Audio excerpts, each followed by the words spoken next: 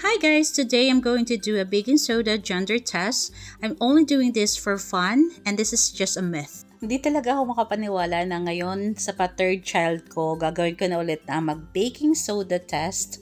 So tingnan natin guys kung ano magiging result ito, kung it's a girl or a boy. Pag boy daw is it fizzes like yung soda or yung nagbabubbles siya. At pag naman girl, walang reaction. Bale guys, yung ginamit ko dito is first morning urine ko. Tapos nilagay ko lang yung urine dun sa mismong baking soda. And ito na nga, ano sa palagay nyo? Nung simula, nung nilagay ko yung urine doon sa baking soda, medyo nag-fizzes siya kasi nga kalalagay nga lang nung urine doon sa baking soda.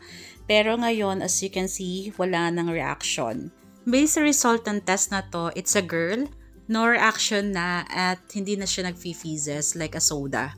So, soon guys, mag-upload na ako ng gender reveal dito sa channel ko. If you're new to my channel, don't forget to subscribe at i-click mo na rin ang notification bell para ma-update ka sa mga uploads ko. See you next upload!